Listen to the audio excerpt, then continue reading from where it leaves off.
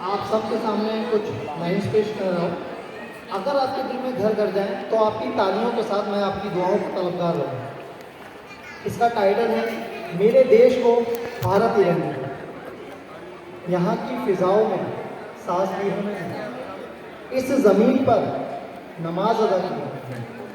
यहाँ की फिजाओं में सांस ली है मैंने, इसी ज़मीन पर नमाज अदा की है मैंने।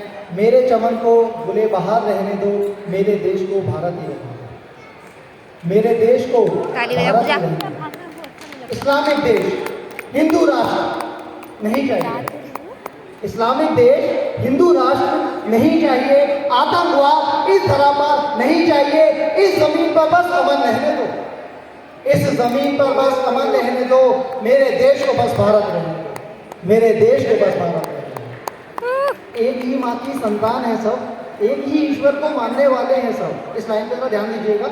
एक ही माँ की संतान है सब, एक ही ईश्वर को मानने वाले हैं सब। उनके नाम बेशक अलग अलग रहने दो।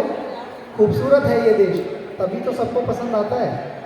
खूबसूरती की मैं एक मिसाल दूंगा। एक बाग है जिसमें लाल गुलाब के फूल हैं, वहीं उसके बराबर में एक दूसरा बाग है, उसमें लाल गुलाब भी है, पीले गुलाब भी है, सफ़ेद गुलाब भी है, सूखे पत्ते भी हैं और अलग अलग तरह के कई किस्म के उसमें फूल मौजूद है।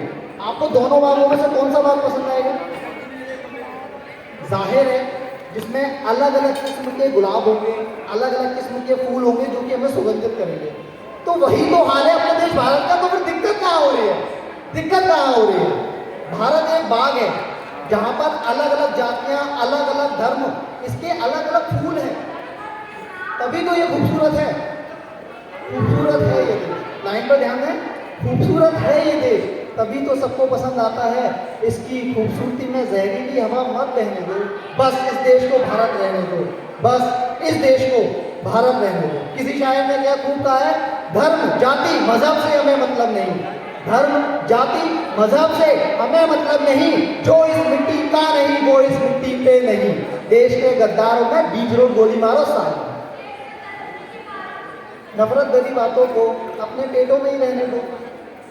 जो बात नफरत पैदा करे उसे अपने पेटों में ही रहने दो।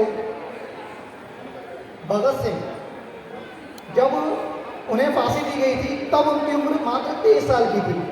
आज के युवा जब निब्बा निब्बी में फंसे हुए हैं, तब भगत सिंह ने आज़ादी को अपना महबूब बना लिया था। मैं यहाँ किसी को ब्लेम नहीं कर रहा हूँ, मेरा मकसद सिर्फ इतना है, अगर आप कुछ अच्छा नहीं कर सकते तो आप कुछ गलत भी ना करें।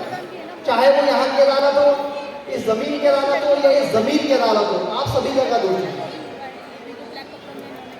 जवानी ठीक से शुरू भी नहीं हुई थी और चूम लिया था फांसी का फंदा भगत सिंह। जवानी ठीक से शुरू भी नहीं हुई थी और चूम लिया था फांसी का फंदा भगत सिंह ने।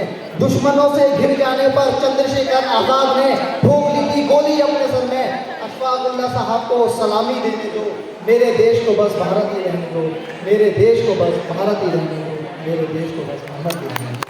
Thank you so much. Bharat माता की जय।